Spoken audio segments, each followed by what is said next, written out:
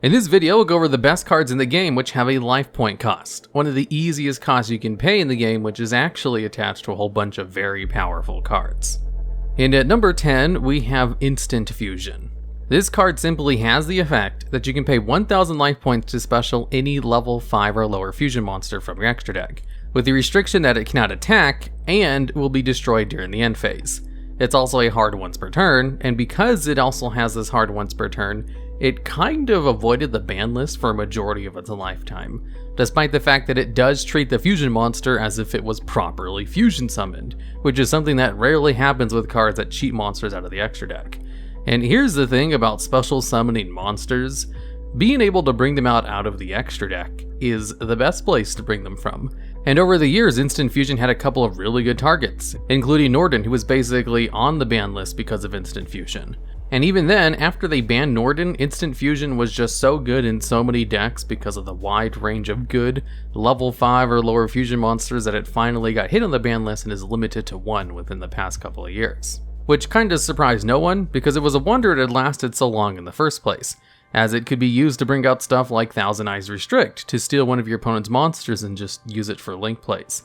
It's heavily used in Thunder Dragon decks to bring out Kaminari attacks that can go into Thunder Dragon Titan, and it was even used in Orcus decks to bring out El Shaddol Winda, in order to lock your opponent out of special summoning more than one monster, as they would just protect it with Dingirsu for a turn, and then let it die during their opponent's end phase so they could special summon without any restrictions during their turn. There's just so many ways to use it. You basically have to trade one card in your hand and 1000 life points to get a special summon of a monster, which was restricted during Master Rule 4, but was made a lot stronger after they loosened the restrictions with the revisions, and is definitely why they finally put the card to 1. And at number 9, we have Destrudo, the Lost Dragon's Frisson. This card actually saw a ton of play and was a staple during the days of Master Rule 4, before they put the revisions in and released Crystron Halquiferbrax. As soon as those two things happened, this card got banned because of its potential to be kind of broken in the new format. As you see, what it does is it's a level 7 tuner monster which can special summon itself from your hand or graveyard by paying half your life points, and targeting a level 6 or lower monster you control, in which case this card's level will be reduced by the level of the targeted monster.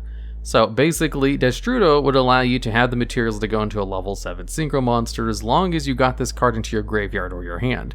And since it was either of those two things, that made it really good, as there are a lot of cards that can get dragons into the graveyard pretty quickly. Although it does have the restriction where it is returned to your deck if it's removed from the field after using its special summon effect. You can't use it every turn too easily. So with Destrudo, decks had pretty easy access to Ancient Fairy Dragon before that got banned, and FA Dawn Dragster afterwards, since that gave them an easy negate for spell and trap cards. Although with the combo potential with Crystron Halquiferbrax, a card that's already super strong and has caused a handful of other cards hit the ban list, it kinda makes sense why they got rid of Destrudo, since it would allow an easy material to bring out Halquiferbrax in order to start up the combos, especially with how prevalent synchro monsters have been since the Master Rule revisions. If anything, expect more synchro monsters and tuners to be put on the ban list in the future. And at number 8, we have Return from the Different Dimension. This is a trap card which requires you to pay half your life points in order to special summon as many of your banished monsters as possible. But during the end phase, you have to banish all the monsters you special summon with this effect. Now, in the early days of the game, when this card first came out, it didn't see very much play because there weren't a lot of decks that actually banished their monsters for stuff, who also wanted to pay half your life points in order to bring them back for a turn, and use them in some meaningful way outside of just attacking with them. It wasn't really until Synchro and Xyz monsters came out that it started to become much more of a problem, because if you could actually use those monsters for extra deck plays, then you didn't have to worry about the side effects where they all were banished during the end phase. In which case the card basically became a +4 in card advantage, where you just get 5 cards out as long as you set up your banish zone, and a lot more cards being released kind of use the banish zone as a second graveyard anyway, especially modern decks like Orcus or Thunder Dragons, which would probably benefit the most from a card like this. If anything, the reason the card went unbanned for so long, despite the fact that it gave such a huge advantage, is because it was a trap card that had to be set a turn before it could be used, which usually does a good job of balancing a broken card. But like I said, more banished focus archetypes who came out would definitely be willing to wait a turn to use this card, and it could basically win them the game if it resolved, which made it a little bit too strong, especially since the life point cost is kinda irrelevant. There's a reason cards like Solemn Judgment see play in all kinds of decks, despite the fact that it requires you to trade 1-for-1 essentially by just paying half your life points. You only need 1 life point in order to win. Other than that, it's a resource you can use in order to further your plays.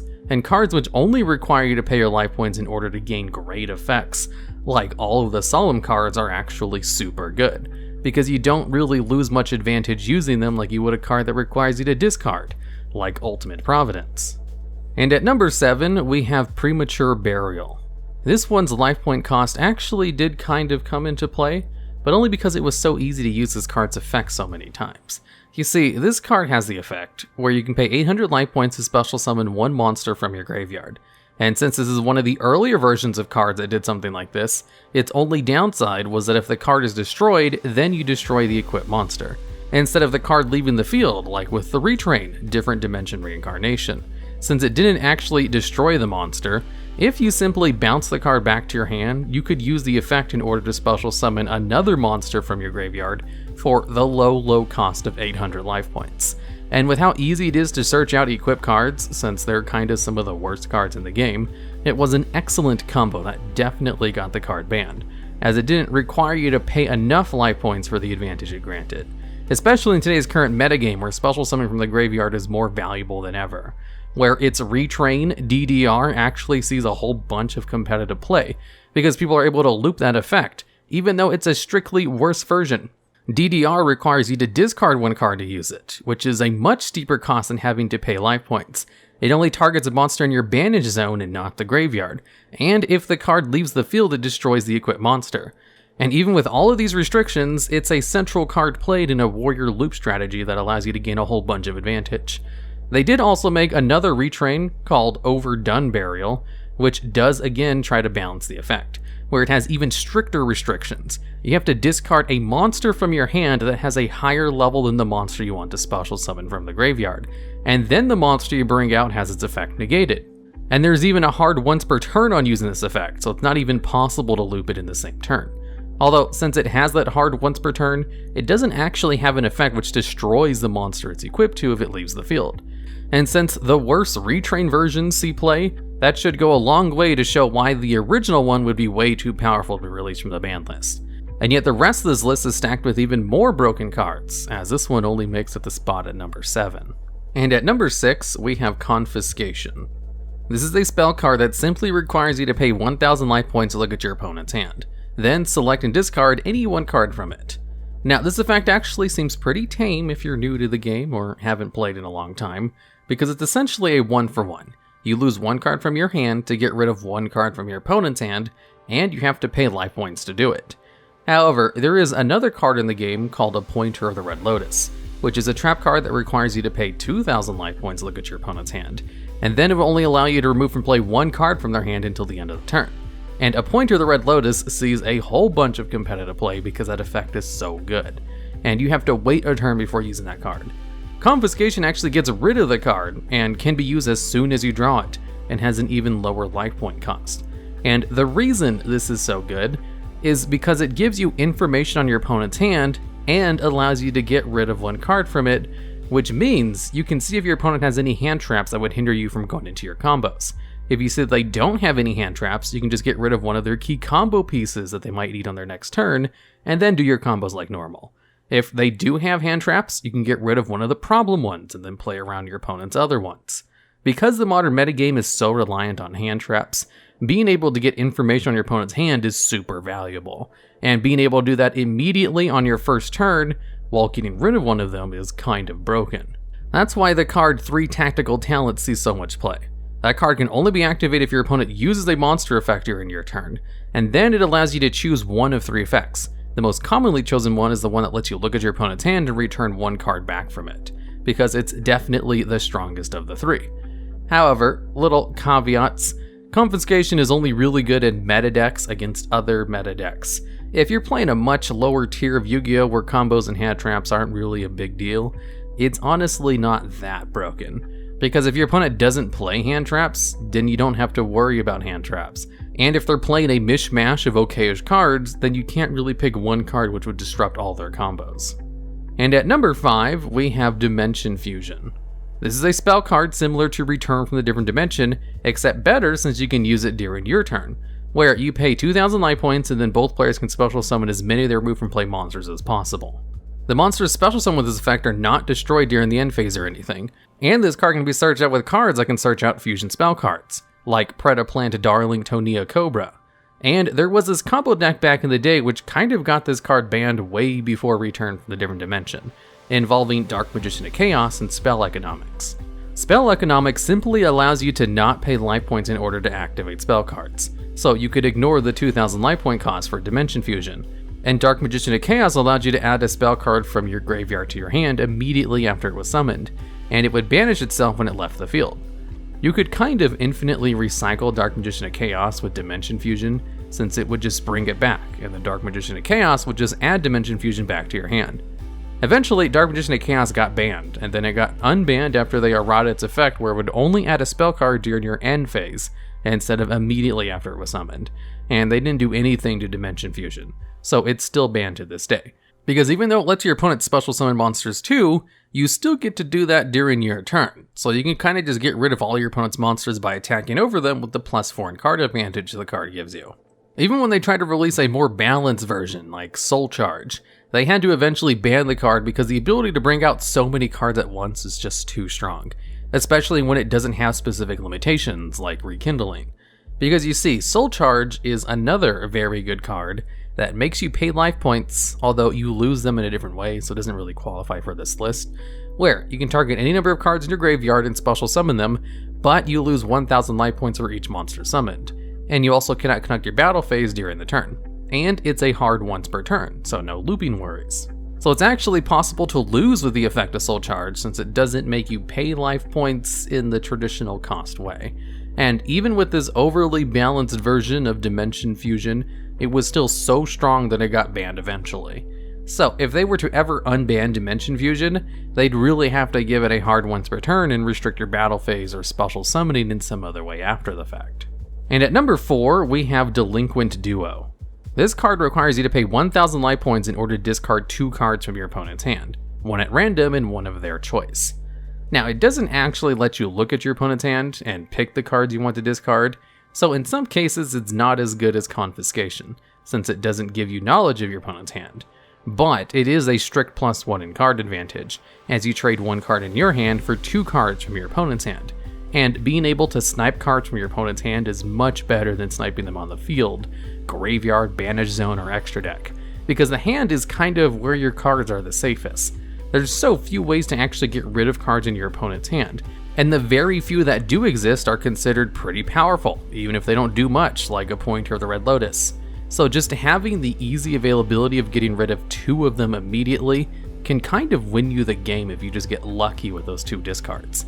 If you use Delinquent Duo on your first turn and just happen to get rid of both of your opponent's hand traps, or your opponent's only hand trap and their 1 combo starter, or just 2 other resources they needed in order to extend their plays, it's just really good advantage to have right out the gate with a very low cost of 1,000 life points. And funny enough, Delinquent Duo, Confiscation, and the Forceful Sentry were all in the game at the same time and contributed to one of the very first meta decks in the game, which did not require just beating over your opponent with very strong monsters. It was the first winning archetype which won by controlling your opponent's hand. Although sniping random cards in your opponent's hand is strong, it's really hard to gauge whether that's stronger than special summoning 5 monsters from your banish zone, or if it's even better than Confiscation. So the 4, 5, and 6 spots are all pretty flexible with each other. And at number 3, we have Ultimate Offering. This card allows you to pay 500 life points in order to normal summon 1 additional time. This effect is not once per turn and can be activated in your main phase or your opponent's battle phase, so it allows you to normal summon during your opponent's turn. And here's the thing about normal summoning in Yu-Gi-Oh! The fact that you can only normal summon 1 time is kind of how a lot of decks are balanced. They have 1 card which gains a whole bunch of advantage from its normal summon, and then everything else is special summoned in some other way. So being able to just remove that restriction and just normal summon all of your starters is kind of broken in the current metagame, without even talking about how a whole bunch of decks that could be created around this card to make it even more broken than it already is. There were even decks back in the day which could gain a whole bunch of advantage from this card before it got banned, like Gadgets or Madolches, but eventually they realized having an unlimited amount of normal summons was too strong and it got banned. And kind of only stayed unbanned for as long as it did because it was a trap card, and you did have to wait a turn before doing all the ridiculous combos. As if you remember, that Brilliant Fusion is also banned because that card gives you one additional normal summon. That should show you a little something about how having a near infinite amount of normal summons would be. It kind of breaks the rules in the game in a way that they're very balanced around, and it only requires 500 life points per summon, which is kind of a crazy easy cost for how powerful the effect is. And at number 2, we have Royal Oppression. This card is actually kind of funny, because the card was obviously balanced in a way that indicates they knew the effect would be strong. So they gave it such a steep downside that there was no way it could be broken. Because this card has the effect where each player can pay 800 life points to negate the special summon of a monster, or an effect that would special summon a monster, and then destroy those cards. The effect is not once per turn, and can be used by both players, which was supposed to be the limiting factor. Sure, you had an unlimited amount of negates for your opponent's summons, but your opponent could also use it on your special summons as well. Here's the thing though, if you just played a deck that did not rely on special summons, you didn't have to worry about the side effects at all. Or if you just simply played cards that allow you to destroy Royal Oppression during your turn, you could just have it for your opponent's turn, negate everything they tried to do, and then just get rid of it as soon as your turn started. You see, the Solemn cards all have the effect that allow you to negate summons. Solemn Strike requires you to pay 1500 life points and can only be used once per copy of the card. Solemn Warning requires 2000 life points. Solemn Judgment requires half your life points. And all three of those cards are great and see all kinds of play, despite the fact that so few people even play trap cards because they're too slow. The ability to negate your opponent's summons and effects is just so good that the Solemn cards are kind of some of the few exceptions to the rule of modern Yu-Gi-Oh players not using trap cards. Royal Oppression only requires you to pay 800 life points to do the same thing, and can be used as many times as you want, which is why I said its effect is kind of funny that it was built in a way to obviously offset its powerful effect, which just did not work at all. It was completely overpowered and eventually got banned. Then they tried again with Vanity's Emptiness, which was another card that messed with special summons and had built-in protection so that it wouldn't be broken. Except the card was also super good and used in kind of the same way as Royal Oppression. People would just play around its negatives, and it eventually got banned as well. And at number 1, we have Magical Scientist. This is a level 1 monster which simply has the effect where you can pay 1000 life points to special summon a level 6 or lower fusion monster from your extra deck. That fusion monster can attack and is returned to your extra deck during the end of the turn. And this effect is not once per turn. So the effect is basically like instant fusion.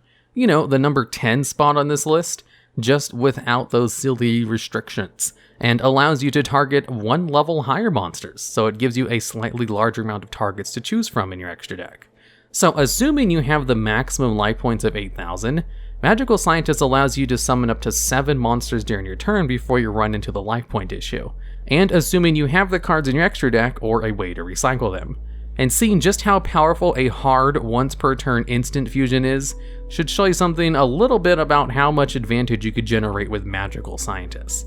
Even back in the day when they didn't have extra deck monsters to use the advantage with, and only had fusion monsters, they could still use Magical Scientists in order to win in one turn if it was simply comboed with the effect of Pre-Errata Catapult Turtle, where they would just summon a whole bunch of high attack level 6 monsters and then tribute them in order to inflict damage to your opponent before you lost all of your life points bringing them out.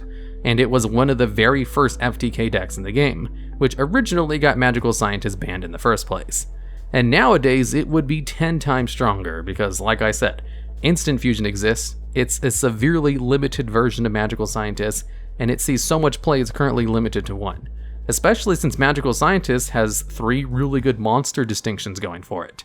It's Dark, a Spellcaster, and level 1. Being level 1 actually gives it some really good support, and you can even bring it out straight from your deck with 1-for-1. Being Dark means it benefits from all the Dark attribute support, which is the best attribute in the game with the most amount of support. And Spellcaster is one of the top 5 supported types of monsters, even more so for Dark Spellcaster specifically.